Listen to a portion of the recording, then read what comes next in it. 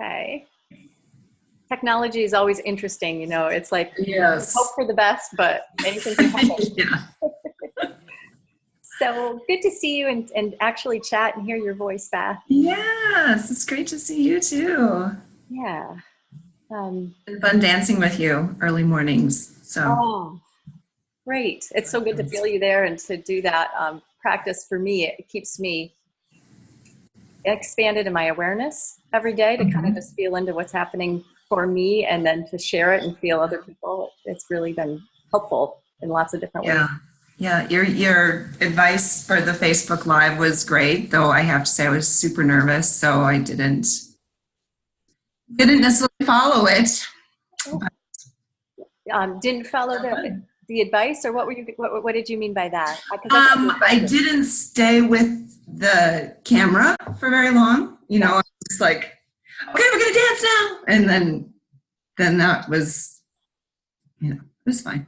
It was so perfect and so beautiful, and that you shared your vulnerable self is the most powerful thing, and that you don't let perfection take over will be like the most superpower that you can have with expanding your soul and expanding your essence in the world and however you decide.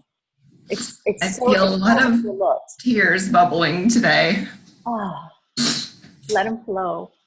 Good. That's a beautiful, fluid place to be. I wanted to say that I'm so honored to hold this space for you at this. Everything you shared, it sounds like you're at such a potent, pregnant place. And to me, it's almost like pregnancy. It's like a midwife, like for me to be there to hear and to hold space for whatever it is you help to create. It's a very special thing. I wanted to honor that. Thank you. Yeah, I feel like I don't know, like the butterfly about to emerge, So that's good. I'm going to go tissue. Right back.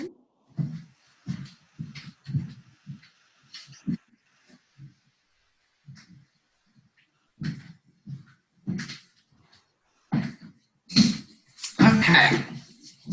Wonderful. So I just want to set the tone with, let's make this feel really joyful, even with all the emotions that come forward, and to make it a body experience. So if it's okay with you, I'll guide us into like just creating space like Mia does. So it's just like a meditation to kind of get us into the cells and to call on the body wisdom to come forth. So as we're talking, if anything comes up in your body, a sensation you're feeling, feel welcome to just say, I'm feeling this tension here, or I'm feeling some tingling here, and just let that be recorded and part of our conversation. Even if we don't know any meaning from it, it might have information for you later. Okay. And the other thing is, are you able to move from your chair or from the floor? Because I'd like to guide us into a little bit of movement before we start. Yeah. My living room is right behind me, and it's just empty and open at the moment. So yeah. Perfect. I don't know if you'll be able to see me, but I could try to angle it so that if I see a hand once in a while or don't see anything at all, okay. Good, because I won't be watching your movement. I'll be actually doing it with you, and it'll just give us a chance to get into that juicy space that we both love. Yes. That sounds good. Okay, and I think I wrote down a couple questions that I'll ask as we go along, and we'll just flow with each other through the call, and the invitation to let it, even when we're talking, to feel like a dance, and to let pauses come in and let silence come in, and let it just be a dance going back and forth between us. Okay. All right. So wherever you are, whether you're comfortable in your chair first, take a moment to let your eyes close. If your feet are not touching the floor, maybe bring them down to the floor and let your sensations from the soles of your feet connect to whatever is supporting them underneath.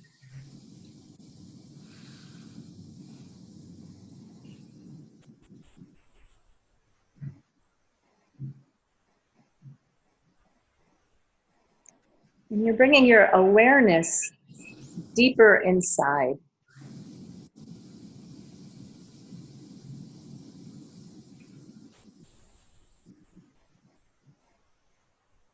Allowing your body to rest here.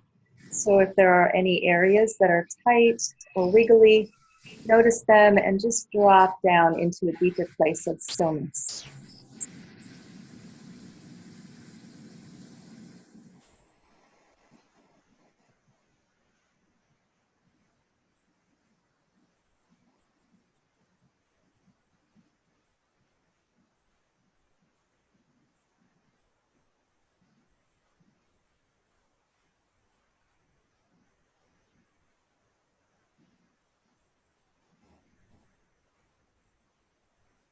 Begin to observe your breath. So you're feeling for that fine moment when the air starts to come in through your nostrils and down the throat, inflating your lungs in a natural timing. And then tracking the exhale to your sensations.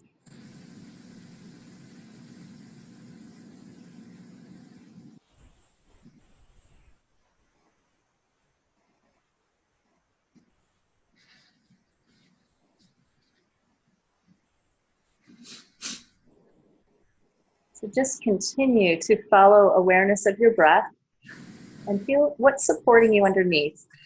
Might be underneath the sit bones, down the legs of the chair, down through your feet. And from that sense of being supported, notice also the parts of you that are rising upward.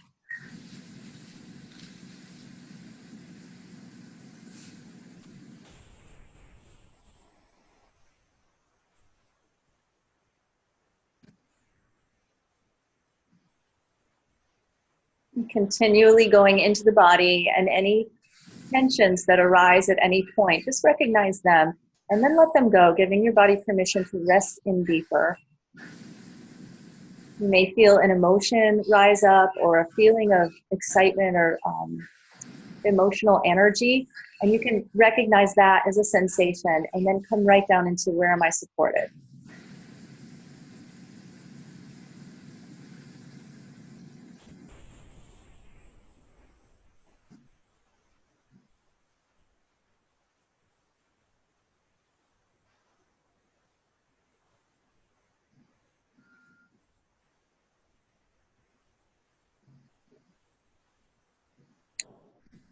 And for the next few breaths, let your breath go down into the heart. So imagine you're breathing into and expanding the heart space. This could be through the ribs, the back of the body, the front of the body.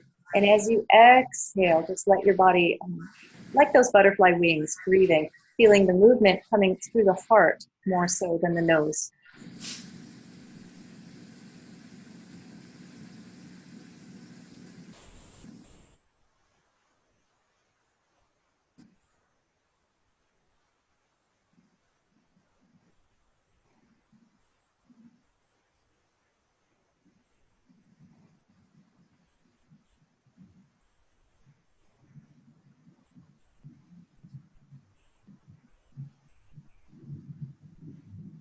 And then begin to think about, use your mind to think about something you're feeling grateful for this morning that's visceral. You feel it in your body, a gratitude.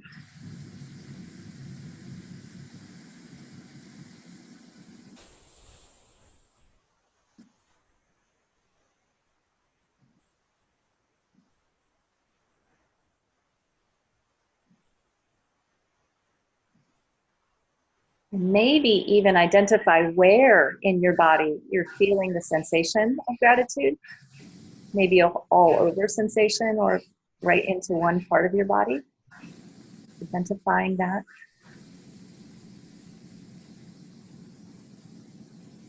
And when you're ready, let your eyes open and just let your body move however it needs to, changing postures and shapes, and just calling on pleasure as something we can continually bring into our connection. And let's move with that energy of gratitude. It's such a beautiful nest to start a conversation on and mark it. So were you able to think of something that you were grateful for, and would you share it?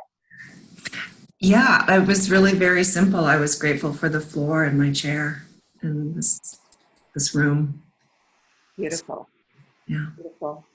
I was feeling also really grateful. I was a little nervous about the timing for our call. And this is going to sound weird, but my younger son, who I was supposed to drive to school, didn't feel well this morning and asked to stay home. He's not super sick. He's just like a little bit needing some extra love and soft time. So I let him have it, and I had a really relaxing morning getting ready for Good. So let's take this deeper into the body and just come right down to the floor.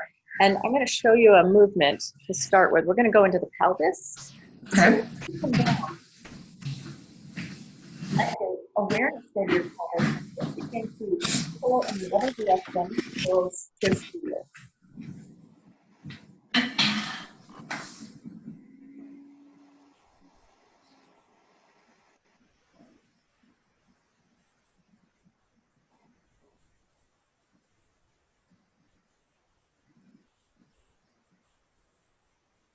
As you circle your pelvis, start to let the spiral get bigger. So it starts small and then gradually gets as big as feels good.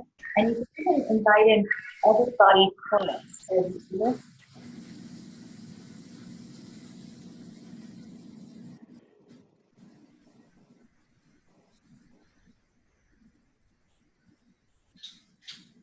Follow what feels good and just let that go as big as it feels comfortable, and then reverse it from big movement to small movement.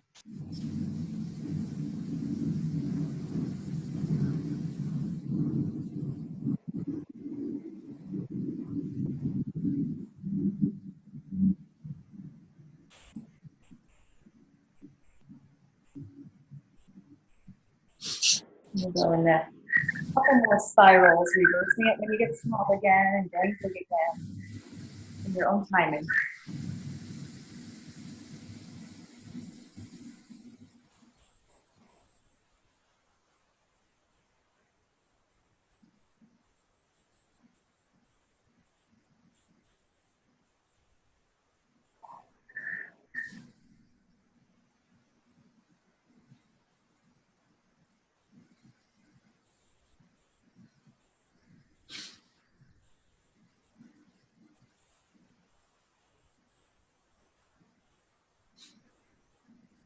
The next time you find yourself back into your center, pause there for a moment. And then just let whatever movements come from the center of your pelvis into the hara, whatever movements feel really good here, and just be free on your own to open up from the hara through the solar plexus and out into your extremity.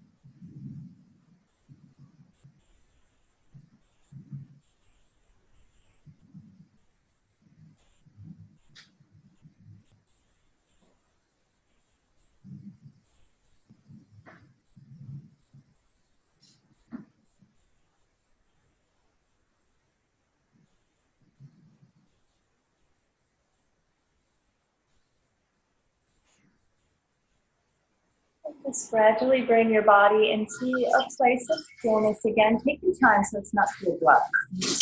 Transition gently.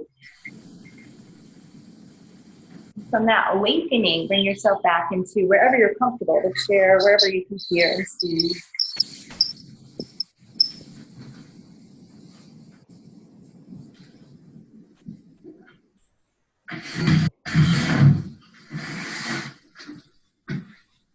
I'm really trying to stop crying. Oh, it's beautiful. Just let them flow. It's so healthy for your eyes and movement of energy.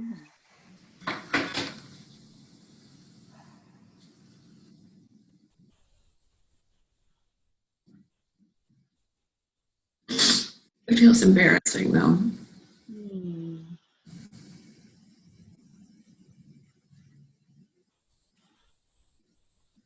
What part of it feels embarrassing for you?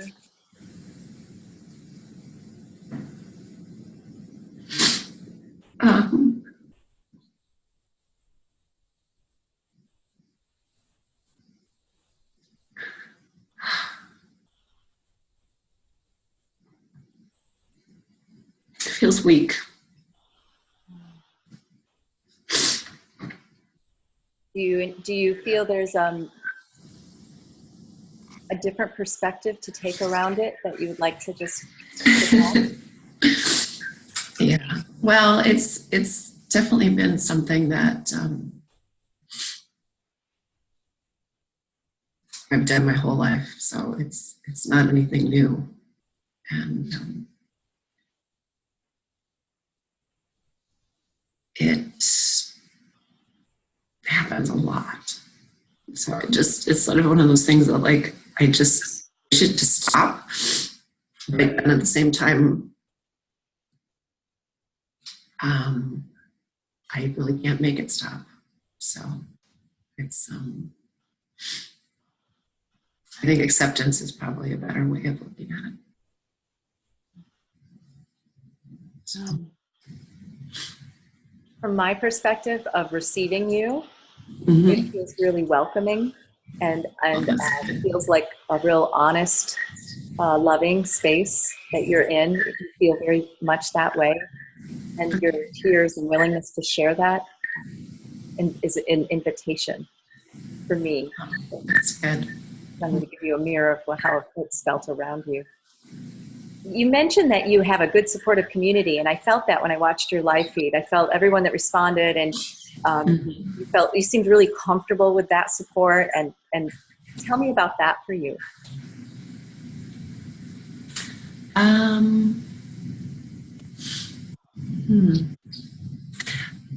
Yeah, it's funny because so many of my students actually, I have several places that I teach, and I would say more than half of them, they're not even on Facebook at all. So it's funny that I did feel really supported, but it was sort of like from other people that aren't necessarily my core group. But, you know, just my best friend from Chicago was on there, and my sister, who's local, but she doesn't dance with me that much. You know, so I know that there's a lot of people that care about me and that want me to succeed and support me and love dancing with me. And so it's really, I mean, it's definitely a healing journey for myself. And that's, I don't know, I guess that's the happy byproduct of it.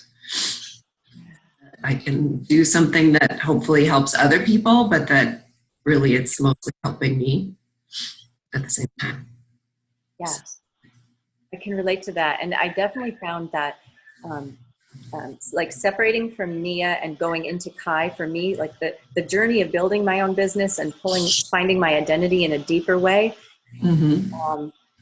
grew right along with my business. And my business would get slower on times that I needed to learn certain things.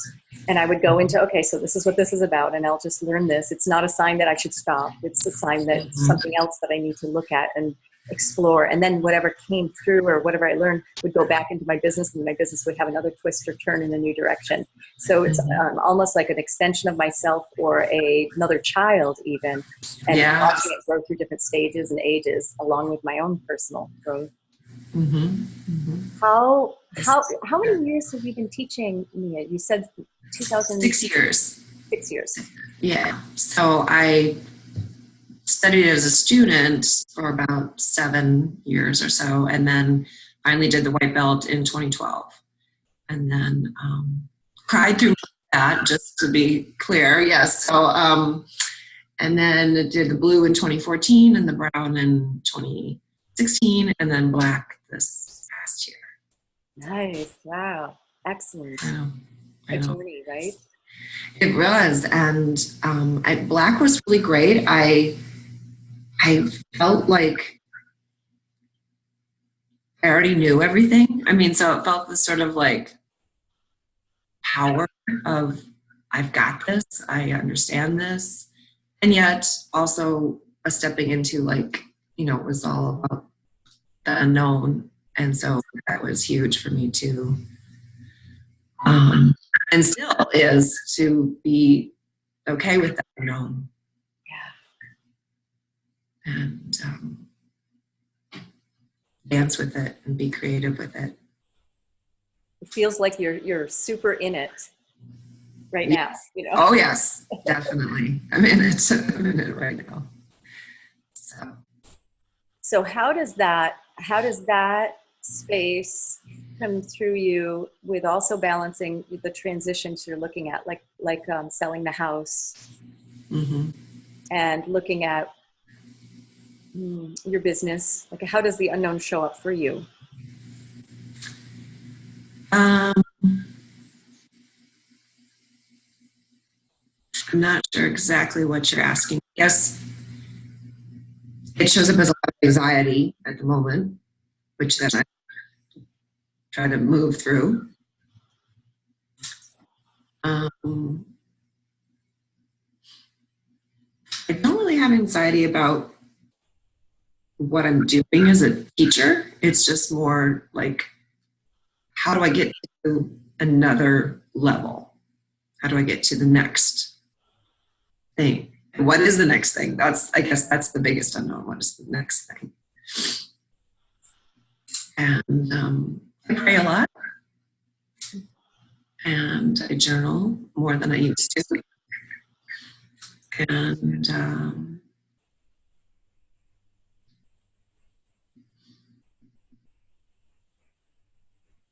yeah, that's where it is at the moment. So in the past, when you faced like the unknown, how did you know, like if you can recall an event that that you went through, or something that you didn't know what was going to happen, and then all of a sudden you knew like the next turn or the next choice to make? Can you think of something where you were at that point and then the idea came through and how that happened, or what that felt like even from your body?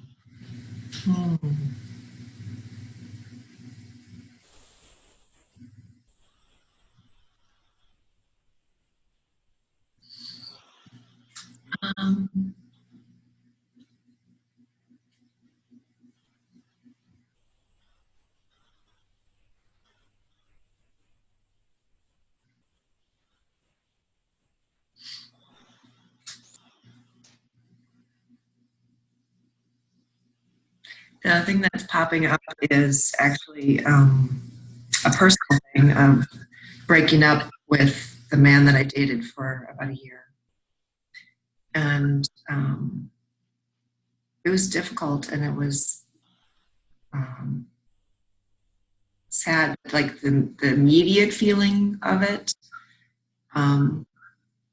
was an incredible lightness and peace and confidence, really, more than anything else. Like I don't have to settle for this. I don't have to settle for this particular situation. And since then, lots of different emotions have come up, but mostly I do remember that feeling. I go back to it regularly. So I'm imagining that imagery of a butterfly, like the feeling the butterfly must feel when it's in the cocoon and it starts to push its wings, and then it remembers that sensation, so that muscle is getting stronger. And I just want to affirm to you, like the more time that you spend remembering in that deep place, the sensations of your feeling confident and feeling at peace, and holding the real emotion, not bypassing it, but really feeling the real emotion. But behind that, there's something there that's growing, to just really get to know her. Yes. Yes.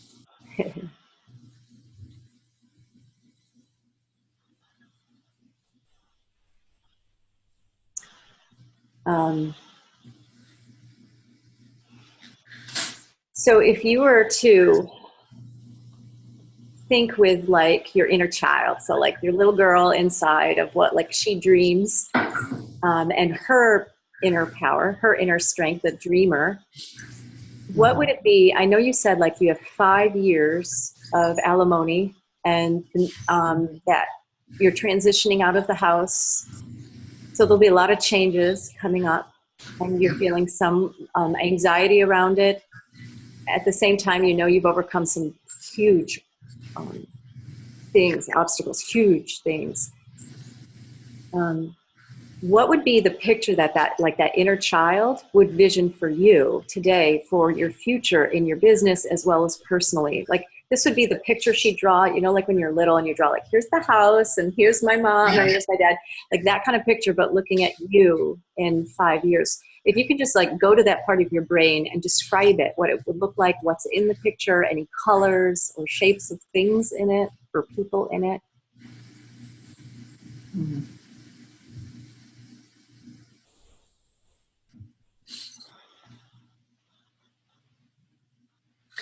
I see wood, so like a wooden floor, wooden wood space. Like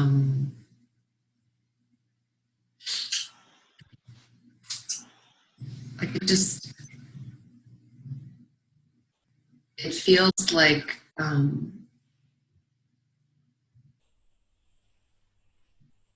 really like what I'm doing now, but just like really embodying it and being more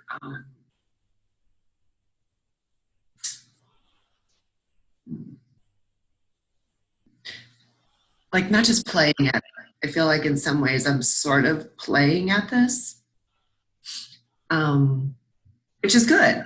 I like that aspect of it. And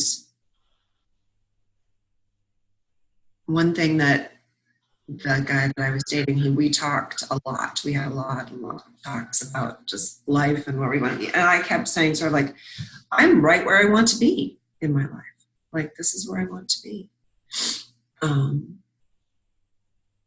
But yet, like, the financial part of it just sort of has this sort of oppressive feeling.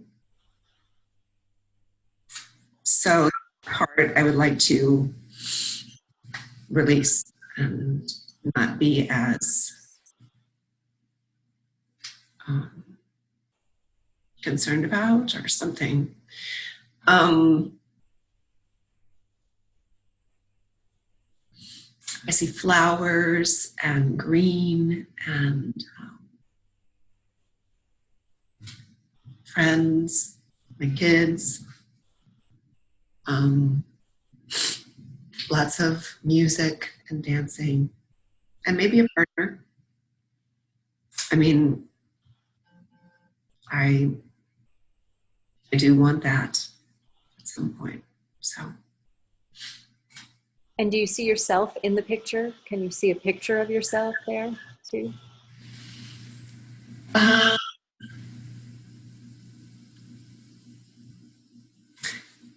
Yeah, and I guess I see my, you know, like I feel like I have this like little sad girl, and then I have me.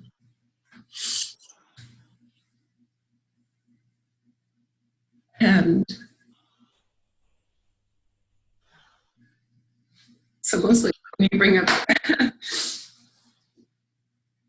when you said inner child, that's so perfect because I feel like that's like, that's the struggle, you know, like to kind of let her come along, but not let her run the show. Because she tends to be kind of scared and sad. And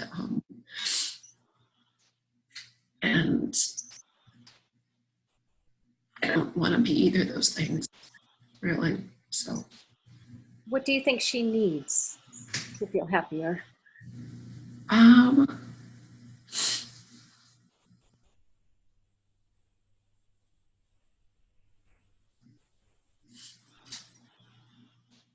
Mostly, I think she just needs someone to love her and trust it. And I have come a long way with that. So that's definitely way better than it has been. And even in the fact of like now being alone, which, you know, I've been separated for 3 years, and then we just divorced last year. But my kids were living with me on and off during that time, or most of that time. And so now I'm like truly like, there's nobody here with me. So that's just been an interesting new phase of my life. And mostly I really like it. But it does just feel like, okay, now I'm it for me. Like I need to be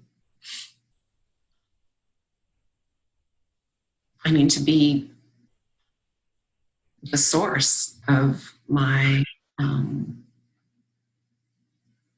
whatever it is, my happiness, my sadness, my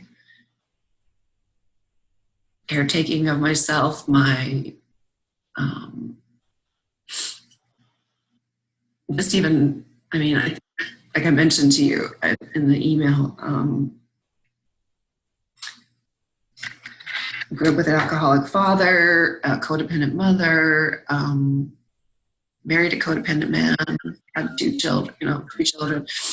I really, till I found Nia, I sort of really didn't even know who I was at all.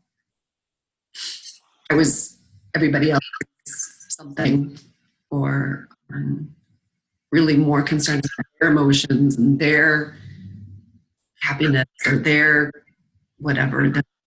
So this is like, that's why I mean, like the butterfly thing is just like, oh my gosh, like I'm actually birthing myself now. So it's pretty cool. I really love that you said I'm birthing myself, and it gives voice to the anxiety or the sadness or the needing love. Like all those things are valid, and they actually give us more power in the birth. Be able to go into the organic, that's got to come forward to help for the push, and then the contractions, the feeling of needing to go inside or cultivate, and then expanding back out into the world, like through Facebook Live, and then coming back in and saying, okay, what happened? What do I need to work with? And then coming back out. It's so natural.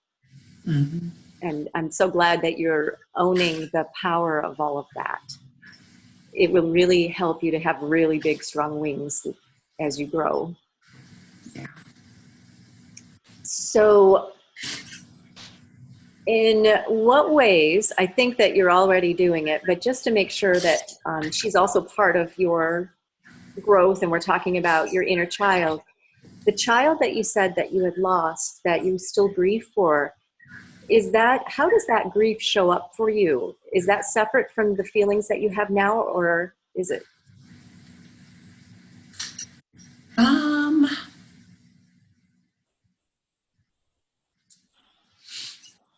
I almost feel like it's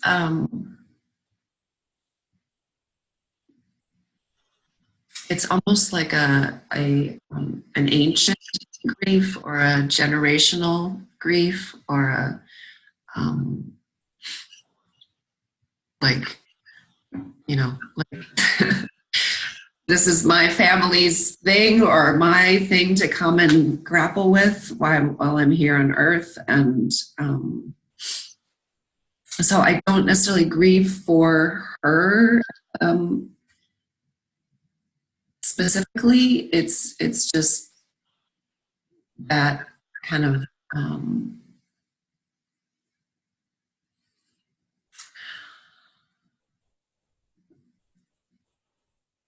I mostly think it's like just the path that I'm on to accept things, to love what is, to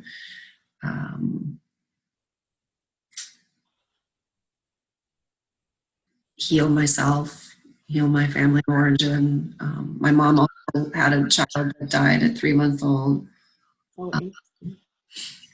And his name was Stephen. Interestingly, I married a guy named Steve. So which I didn't really, And he actually, his birth date was no, that's not true. My daughter's birth date was the same day as his death. Wow. Yeah.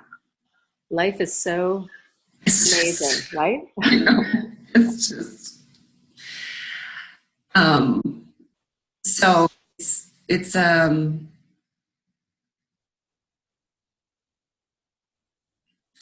don't know, I guess, does that make sense? Like that I don't feel like it's just me grieving the loss of this infant daughter. It's just a bigger understanding.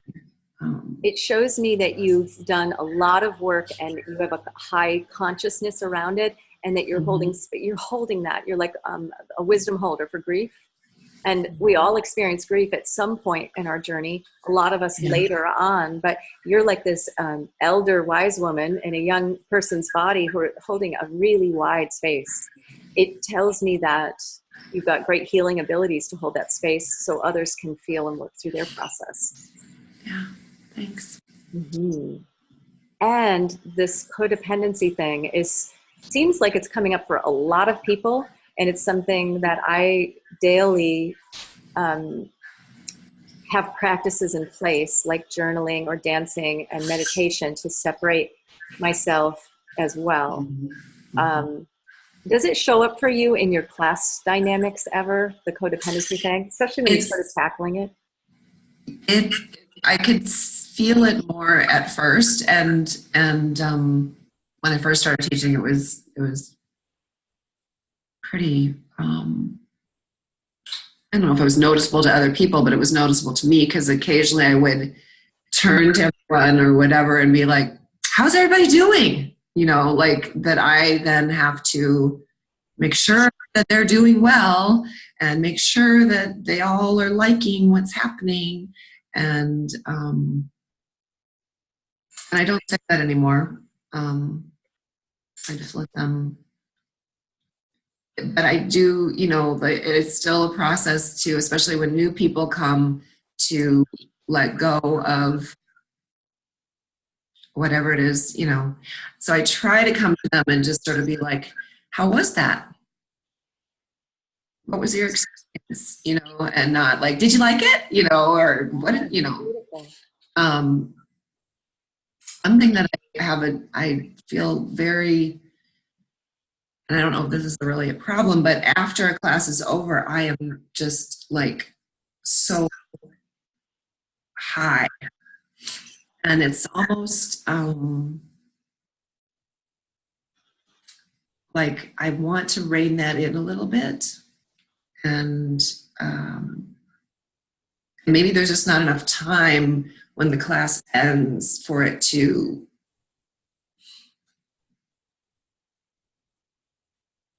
like return to a normal level. And it's so funny because I've noticed recently, and I loved what you said the other day about having an opportunity for people to come 15 minutes early to class so that they can sit and meditate and be in silence. And I'm thinking I might try that with some of my classes. There's a bunch of them that it won't work with because I just won't have the time and space to offer it. But especially the one place that is sort of my home base, we all know each other. They all are friends now, and it's just like just like it's like a cacophony of, and it's really actually hard for me to get them to be present and begin, and without being like, you know, clap, clap, clap, come on, you know. And one night, actually, I was trying to begin class, and it was a small group, and one of my students, she got really mad. She was just like, I feel like I'm being chastised. That you know, because I said, oh, I'm going to have to separate you two, ha, ha, ha, or something like that. And I was like, that was a joke. You know, that was just being playful. And so then it came out, and I was really proud of myself because I did not feel all of the sort of emotions I might have felt before. I just sort of let her just be angry. And I just kept saying, well, I'm just, you know, I'm wanting to start class. And so that's why I said that. And she's like, well, I already know all that stuff. You know, like I was talking about the focus or something, and I was just like, okay. Yeah. Finally, she admitted that she just had a terrible day, that she's having her kitchen remodeled and the guy didn't show and all of these things happened. And it was really beautiful. We talked afterwards and it was good. But it was that sort of like people come and they do want to talk. Yeah. I've noticed an increase in that since like social media started coming more bigger. I think, I don't know, it could be any reason, but it's a continual practice for me of honing that in and reminding everybody to sit in meditation, or I'll sit quiet and won't greet anybody. I'll just sit there quietly. And it takes a lot of personal power and letting go of any attachments of caring what they think, you know, like this is a practice to create, to help others, hold a space for others to embody the work, versus me always like teaching, like, okay, sit down, or okay, you know, telling everybody what to do, letting myself model it and giving them silence and space to sink into it. But I'm wondering, from your wisdom, like, are there some specific things you'd like to try right off the bat that would help with that end of class energetic, that you'd be willing to practice? Could be something very simple.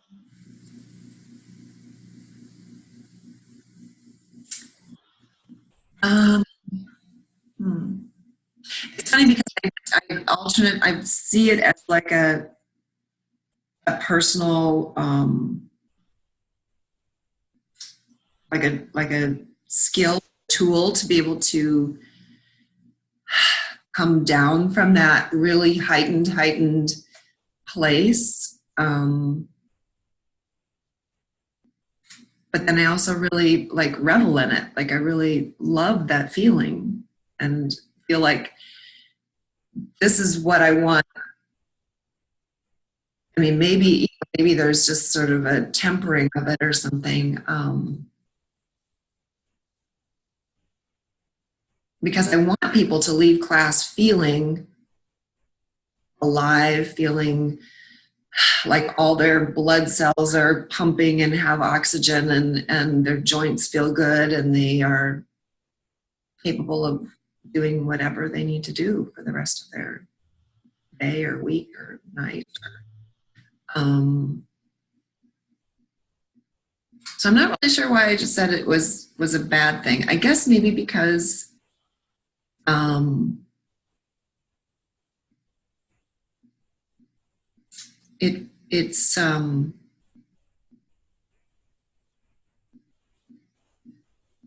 it feels too loud, and I don't know, I guess I have some judgment about being loud. Maybe there's some internal critic that's like, well, you can't be loud. What are you being loud about? So,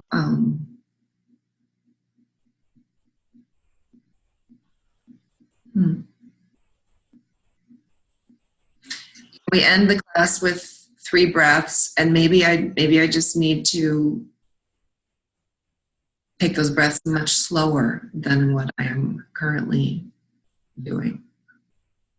That sounds like a great experiment. And I think that if you set that as an experiment, your awareness is going to be more expanded while you're doing it, when you're remembering it, and then you're experiencing it. And you might even be able to get more details about your experience of the ending, and maybe some ideas of other things you could do.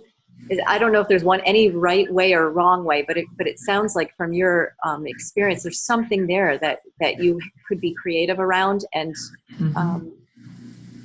learn from. And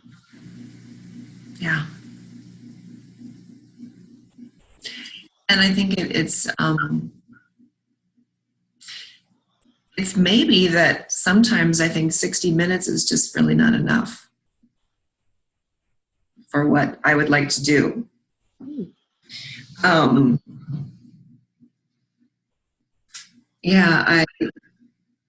I've been going to a friend's conscious dance practice every few weeks or so, and it's a 2-hour practice, and it's called Dancing Freedom. Maybe you've done Dancing Freedom. I've heard of that. Yeah, I think I've watched some videos. Yeah.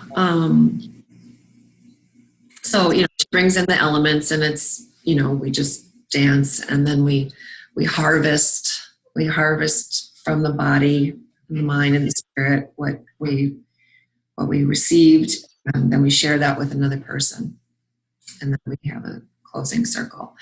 And so I'm really drawn to that more than actually teaching Nia right now. I mean, I love to teach Nia, but like I wanted to. It's just that weird thing of like, is it a class? It is. Is it something more? Which definitely, it is something more. But to have people experience that or to get it in 60 minutes is pretty difficult. Is that something you could see yourself teaching in the next, going for a training? I don't know if you have to do a training for that, or what is that? How would that be? Yeah, I think it is, it's like all the many things, that are out there that, people create, and there's a training. I mean, I could maybe create my own thing, and or have it be sort of a hybrid of Nia and however I want to expand. How does that make you feel in your body when you say that? It feels comfortable. It feels, when I say create my own thing, I think I immediately get kind of like a tension, like, oh, I don't know how to do that. But yet, I think I could, so I can't do it. Yeah, you might consider like baby steps or even a workshop in it.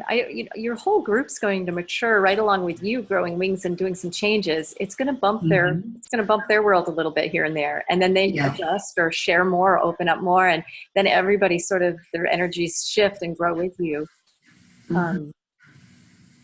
I was thinking about your desires to not work in an office and have your career be movement more, and the more tools you have and the more variety of communities that you connect into, because your group will follow you, but then as you open something new, it's like a new vibration. So other folks will be drawn to that. Like when I teach ecstatic dance, it's a whole different community than when I teach Kai. And they overlap a little bit, but they really don't, it's not really the same group. It's sort of expanded my eyes and thoughts about how people are attracted to different things. Yeah. And it might be helpful to have more offerings. So it's kind of neat that you have this idea and just bringing it up today and talking about it, it's percolating. So it may have a little voice that whispers in your ear, like, let's do it this way with baby steps to kind of move into it. Yes. Cool. And what other, so if you move from Nia with Beth, that's like your business name now. Have you thought about other business names, or let's conceptualize what your business might look like? I know you said that you worked with a business coach and you really didn't resonate with your own studio, and that felt heavy or just not the path. What is a path that it might look like as far as like a name or the services that you could offer? I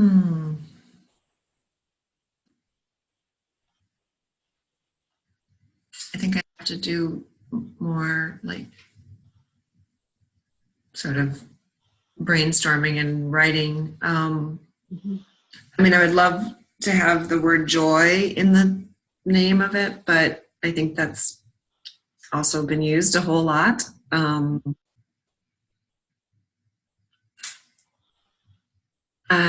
You might think of words that you would hope that people who experience engaging with your business would feel. Like if you think of like, what would the experience be like for them in working with you specifically and what you bring?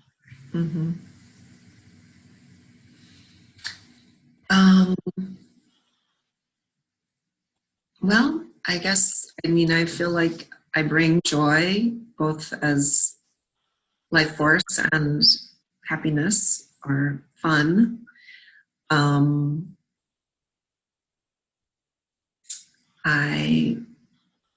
am a very caring and nurturing teacher to all my students and really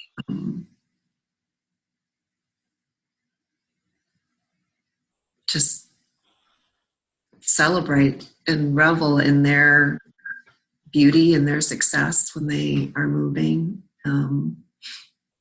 Celebrate and revel, fun and happy and joy. Mm-hmm. And what else is there?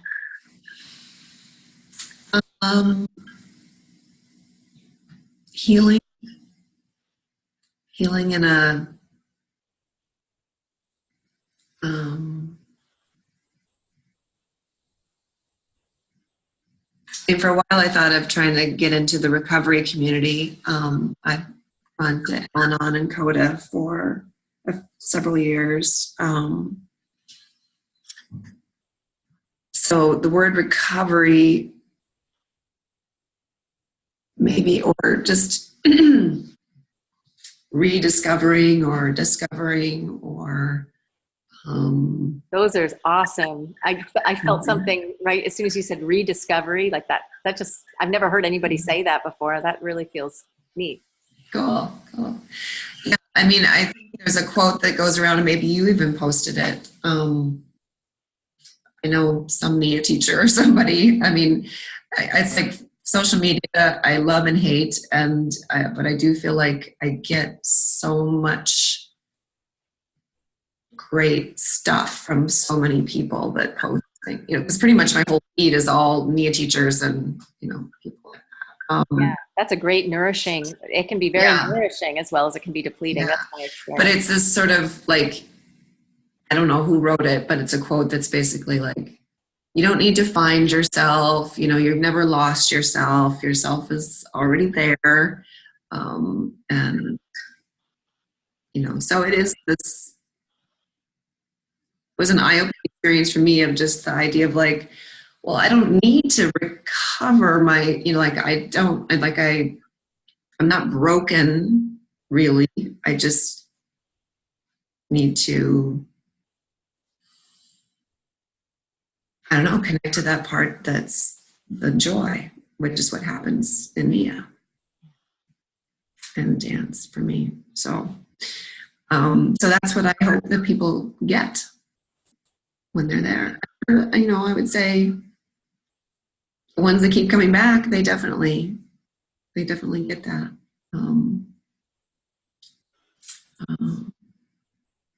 And like I said, I think I tried a sort of private session with one of my students she was just kind of like me, I think. She just feels everything very intensely, has had a lot of difficult things happen in her family in the last year. She was just really sad, and we were together for an hour and a half and talked and did some dancing and meditated together, and I want to connect in with her again and find out what she felt from that. It was right around the time that I broke up with Andy, so I kind of didn't really connect in with her about it, but I've seen her change immensely since that time. So, I mean, I can't take the credit for having that happen, but something in her has really changed since then. And really good to value your energy and the space you held for her. And that sounds like something very doable to check back in with her. mm-hmm. And even something that occurred to me that I wrote down is ways to tap into your community now. Like, you may not know where you're going exactly yet, but what you do have is a resource. So if you can like collect testimonies, or especially if you're thinking maybe in the future you'd like to do more one-on-ones, mm-hmm. a testimony will help, and just like following through on your connection to her may lead to something else, another one-on-one. Is that what you were going to say, that you enjoyed, you'd like to do more one-on-ones if you had to have more income? Yeah. And, I guess I'm definitely not wanting to be a therapist to somebody or,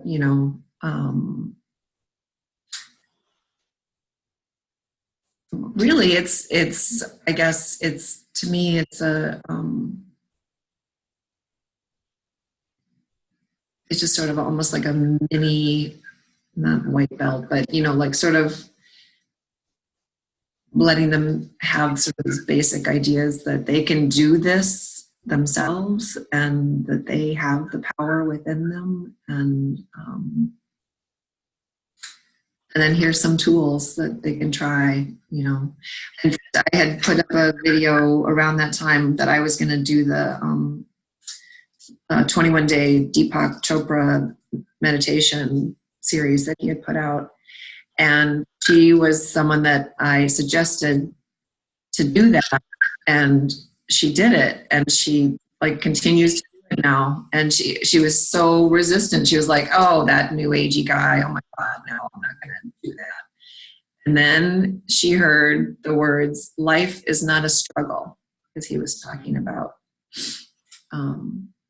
sort of this, belief systems that we set up for ourselves. And she, like a light bulb went on. She was like, oh my gosh, I'm sitting here thinking that life is a struggle all the time. And it's not. It's such a blessing. There's so many women like that right now out in the world that are right on the cusp of awakening, or they're hearing about it. It's definitely, we need each other. And a therapist is a whole different thing than like a sisterhood or a connection where you're holding space for another. Yeah. So amazing. Thank you for doing that and helping others. Yeah. The tools that are powerful. You know how powerful they were for yourself, so they even have more power than like a therapist who has a college degree. Your living experience has so much value. Yeah. Thank you. Were you able to charge what you wanted for that event monetarily and feel supported financially? No. No, I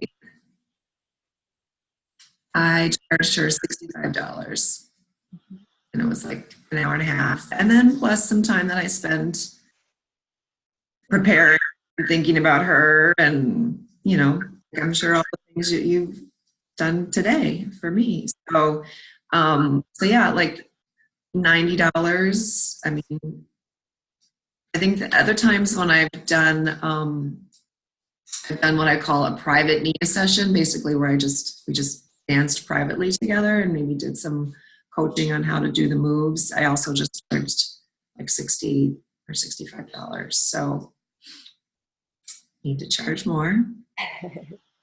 Consider what feels right from your body with charging. Mm-hmm. I think it's there are some people that I will make amends for, and it's a gift that I offer them, but I make sure I don't do that too much.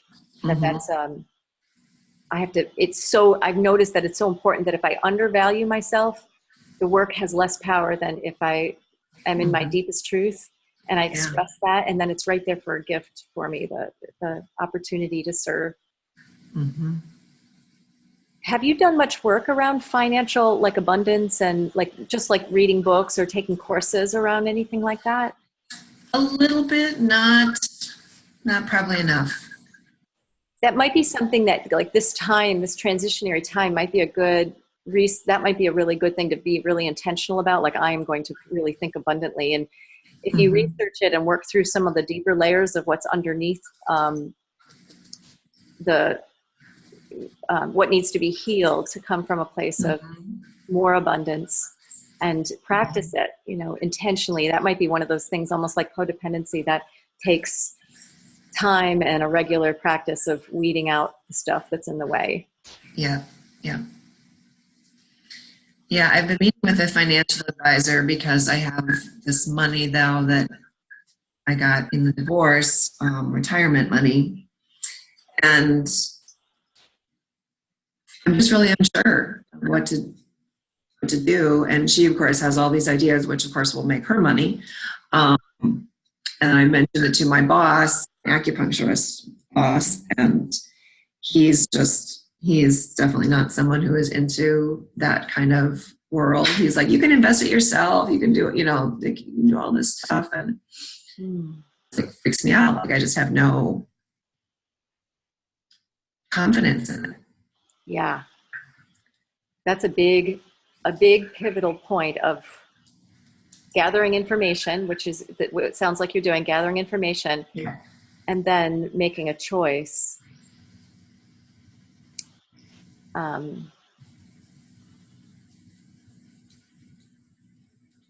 I think that the more that you, like, the more information that you get and the more time you give it, that you set aside some time for yourself to get deeper into what feels right from your body and really honor that as a primary decision maker, Yeah. the more it can be empowering for you.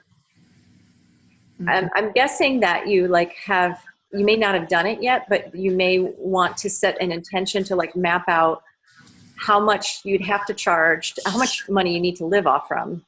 Right. And figuring that out, and then figuring out, well, how many classes a week and what would I have to get paid per class, and how many workshops would I have to add, or personal sessions, or if I added something to my website, like really getting that grounding information down. That's not something that I wanted to do with you on this call, because I had a sense that you probably either have heard it before or you just needed to feel that the time and do it. Yeah, and I did do all of that, interestingly, like, you know, when I first started doing this, and you know, and now it's sort of like it's real, because then I was married and could sort of be like, oh, well, you know, that's what I mean about the sort of the playing at it. Like, it's just my cool thing that I do, and, you know, but like, no, like, I am professional, and this is my professional job. This is my professional career. And so that's still emerging for sure. And it's there in a lot of ways. It's just, the money part, I guess, is the key at the moment. So. Well, I really, like at the beginning of our conversation where you were saying, I cry so much and maybe I shouldn't do this. I just want to say that your feminine power and how you're approaching all this, like, hang on to that softness and that energy flow in your body.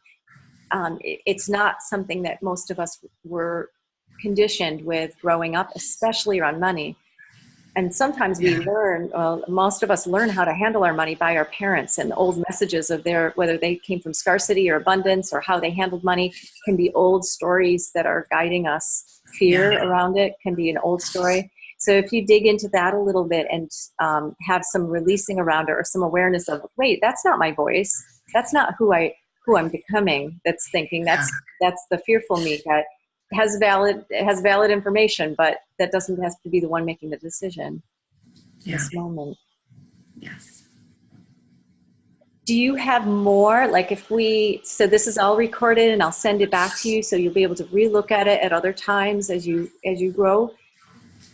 When we talked a little bit through texting, you mentioned you wanted to ask me, like, about my website, or about maybe having a subscription portal, or like, are there other things that you can see with your career forward that would be part of it besides the personal sessions or teaching class? Yeah, I mean, I really would love to learn more about how to do that.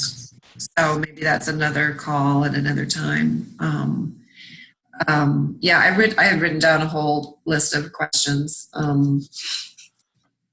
But I know we're coming to the end, and go ahead and ask. I've got another 10 minutes, I think, before I have. Okay. Sorry, I do have to just respond to somebody here real quick. So, I mean, I guess sort of it just seems huge to me. Like, how do you even begin to have something like that? Is it already sort of a pre-created thing, or did you create it yourself? You mean to have the separate portal? How did I do Yeah. that? Mm-hmm. Do you have a website? I should have looked at That's my next step too, is I just only have my NIA website. So that's very, very limited, very, not something I can really beef up or make, so that's actually got to be my first step, is have my own website, have a business name that's not just, and, have the ability for people to just pay me for classes or pay me for workshops or like that. So the one thing, let's see, how did it start to begin? The whole process of creating Kai definitely came from both the fear of what do I do next? I'm at a crossroads and I don't know. And then the being in a relaxed space within that opened me up to all these things that just kept dropping in each day, like just staying open for as long as possible and things would come through. Like the website is through Squarespace. I really love it. It's $30 a month, I think, and you can have a store on it. And it was very easy to go through the thing and create the website myself. But it also, I came to moments where I thought, oh my God, I can't do this anymore. I can't I'd get stuck all the time. But I just had to work through that and recognize, okay, this is my brain. This is me going into anxiety, breathe through it. And then I'd wait and something bigger said, okay, go back now. And it would be right there. Whatever answer it was or wherever I got stuck, it was actually an easy fix and I could move forward. So it took a lot of relaxing my body and not panicking and then giving it time and then coming back to it. Sometimes in the creation mode, I would have these times where it was almost like a lot of energy went forward and I just flowed with it. And it would be like I'd be up really late at night and create something. Other times there were these lag times. So I've learned that to not create a story around it and keep following the deeper source that's driving me forward. Okay. The portal was something that I had an idea about many years ago, but it just seemed like two threads weren't coming together. It was too big of a concept to even figure. And it took me time to feel I had the energy to move outward and be seen more. And even the sense of self-worth to say, okay, here it is. That took a lot for me to feel like it was good enough to put out there. Yeah. So I think there's a level of natural time and learning as you go. They're not going to be skills that you already know. You'll learn and that's how you'll get them, and you're getting gifts along the way. I also feel that the portal for me was along the way, there's all these like little markers of like, okay, I've came this far. I got it trademarked. There's that far. I got the website done. There's that far. And there was the sense of like steps.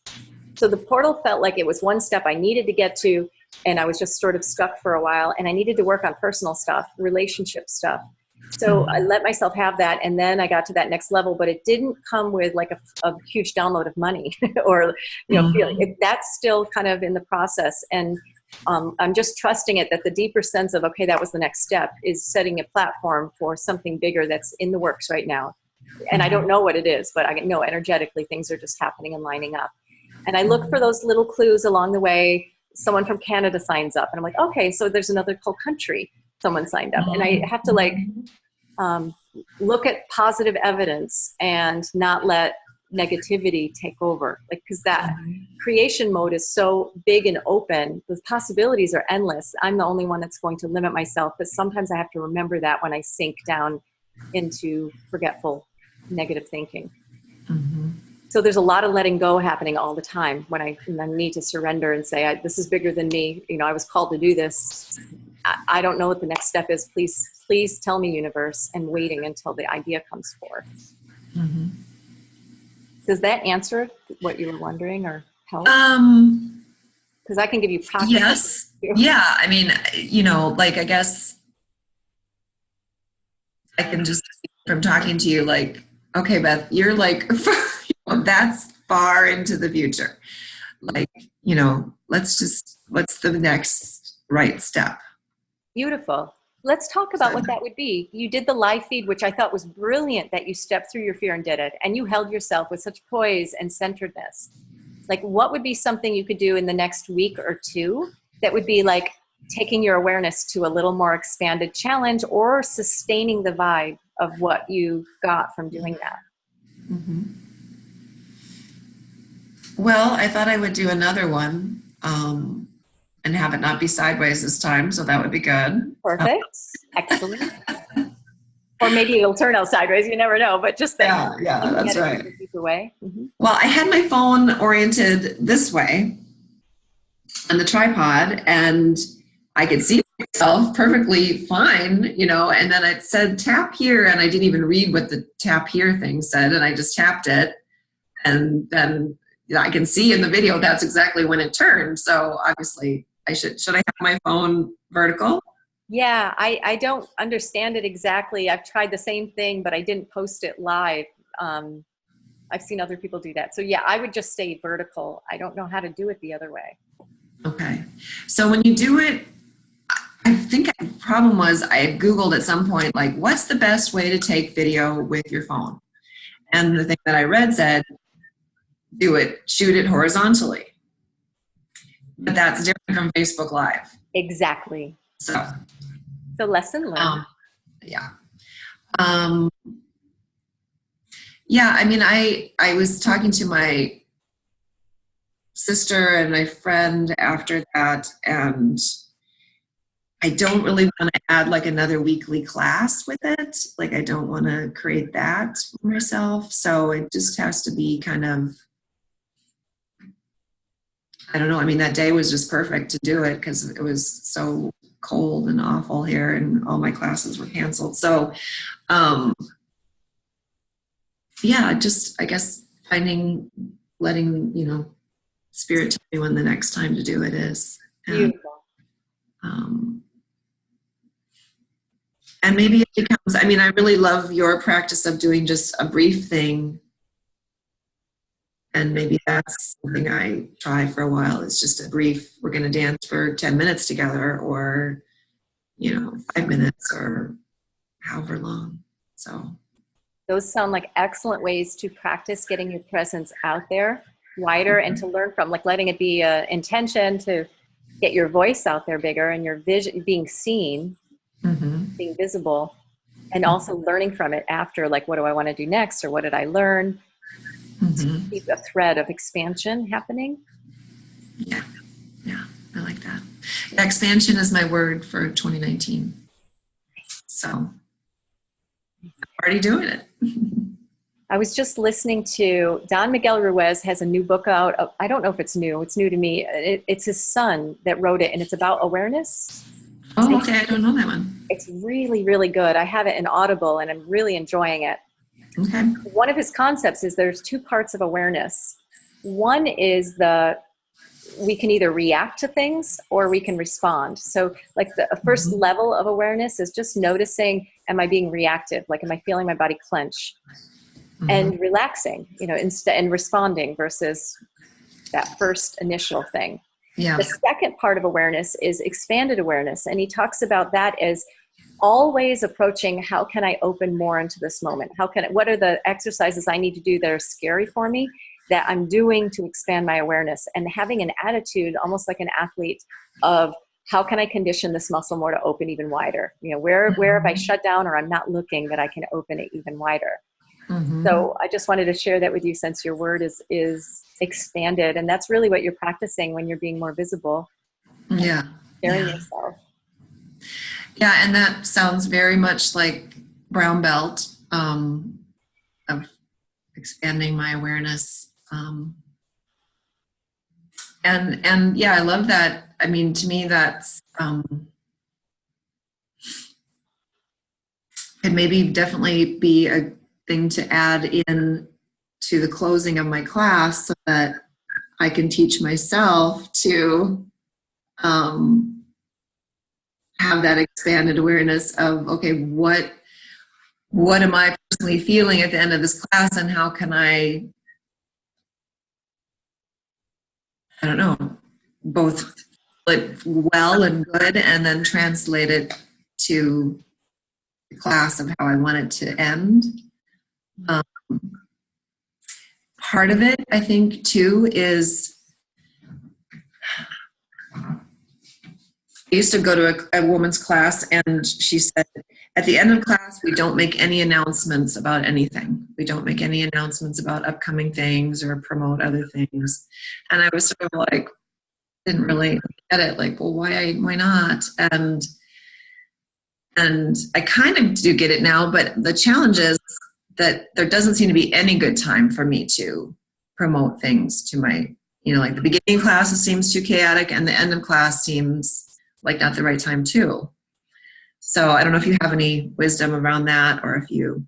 Do you have a mailing list?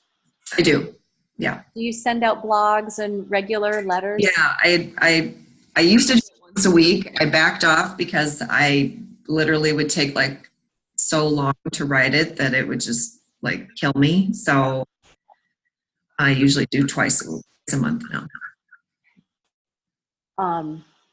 Did that feel helpful to you? Did that bring more people in, or was that a good way? Yeah. I mean, I think it's definitely, people tell me they love to read it. They like my writing. It's, I think, another reason why like I need a website, because my emails could, the blog piece part could be on a website where that comes out there. And then maybe the email is a little bit more like timely, like, hey, everybody, this is happening. Here's how you can sign up. Here's how you can come, blah, blah, blah. To kind of split off those pieces of it a little bit. I've noticed that I get more people, more of my core group, similar to you, more of my core group are not on social media. And there's another whole layer of people that watch the live feeds that I've connected to through social media. Mm-hmm. But the core group do open emails, and they love the regular emails. They're very responsive to those. Mm-hmm. One thing I just had a thought of is, if you've ever thought about doing a vlog, like doing a little video of you saying, hey, there's an upcoming event or something like that, and then putting it in an email might save time and be a way to connect. And then the other thought was also, is there someone in your group that would help support you? Because it definitely will take support as you expand, and asking for help and receiving it. Mm-hmm. Mm-hmm. Yeah, I definitely have not asked for help enough.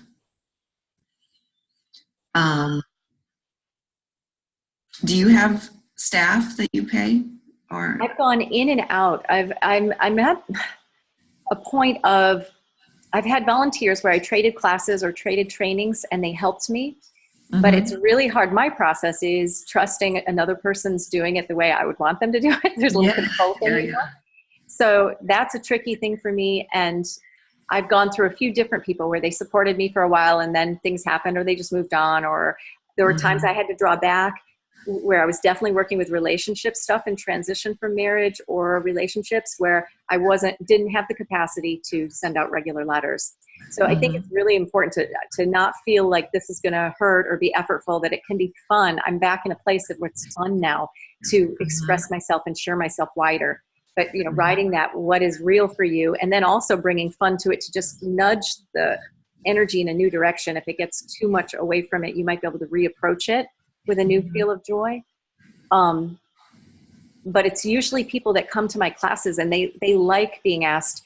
I have a couple of, especially my older women, they're like my wise elders. They're the holders of the whole thing. I speak to them about my vision, and they help hold it like a grandmother would. They have edited my work, because when I haven't been that alert or working on relationship stuff, I just couldn't communicate or find the language to express what I was feeling. It really choked up my throat.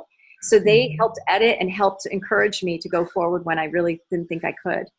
That's awesome. So encourage you to think about who it might be, and even name them, and then just talk to them and ask them how they would feel about that you're considering the space you're in right now and growing into something. You could even say you don't know where you're going. And if it's a wise person that you really trust, they probably really get that and would hold it sacred. And what would you think I could ask them to do for me? The first thing I would ask is just that they hold it.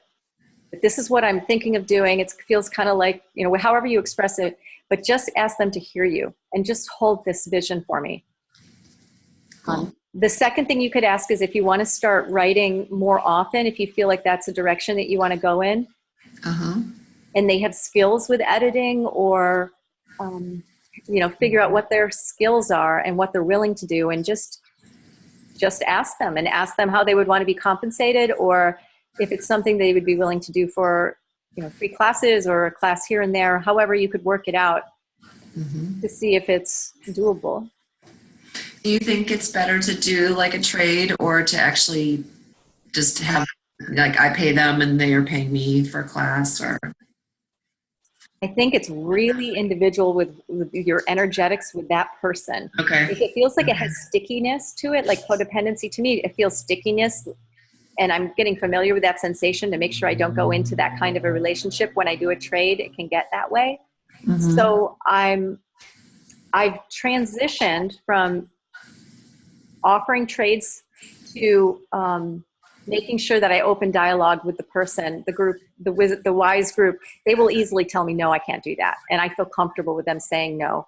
And they offer as much as they can, but they have good boundaries around how much is enough. So we don't even, there's no money exchange, but I make sure I hold a space of, you can tell me no, if it's too much. And they have also offered, I'll offer to do editing for you, Kelly, because they saw how badly I was spelling things. Does that help? Yeah. That was really gray, but it just became. Yeah. I mean, I've heard different people in, different women, entrepreneurs, whatever, Yes. say, oh, don't trade services to other people. Like, just charge what you're going to charge, and they charge you, and, that energetic piece of money that way. But yeah, probably the money work is where I really need to go right now, is more learning about that and what messages I keep telling myself about it. I found in the trading that it's never like cut and dry, like we're just going to trade. There's an energy that has to be tended to between me and the other on a regular basis, ongoing, if I go into that with someone, unless it's just a one-time thing. Yeah.